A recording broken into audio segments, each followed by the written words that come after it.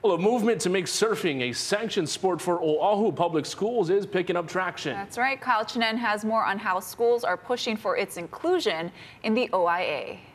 It's a high school sport on the east and west coast in Australia, but it's not a high school sport here.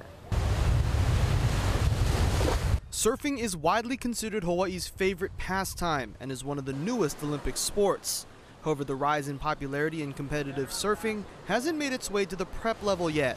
On Oahu, surfing is not a sanctioned sport in the Oahu Interscholastic League, but some schools like Waianae High School is trying to change that. A lot of kids in the schools surf, but they have no access to represent their school. So this is a way of representing their school.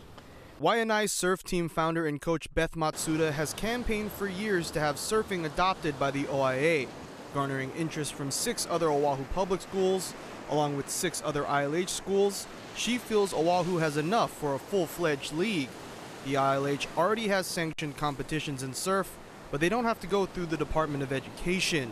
So Matsuda took her movement to the state capitol. House Bill 500 was introduced back in 2023, making its way through the House and on its way to the Senate.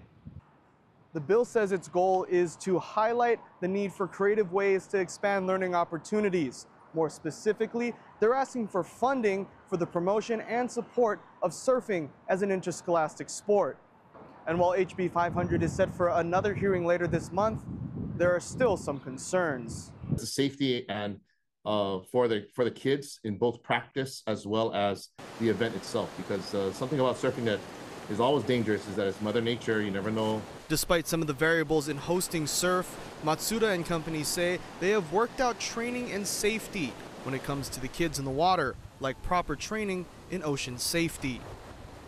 But the OIA is not closing the door on surfing. You know, if we can get the interest level and we can get the funding for it, and if again get the coaches for it, it's not a done deal. But on the other aspect, again, just saying it again, is that just because you get the funding for it doesn't mean that you're pushing that sport in. Yeah, we have other factors that we have to consider. And for the kids, it's a chance for them to express themselves in the ocean and experience the culture of Hawaii. It's just so much fun, and it's also part of our culture. Because surfing was invented in Hawaii and has been in Hawaii for many years. And potentially represent their community on a championship level. It would definitely be an achievement. It would feel good for us to do that.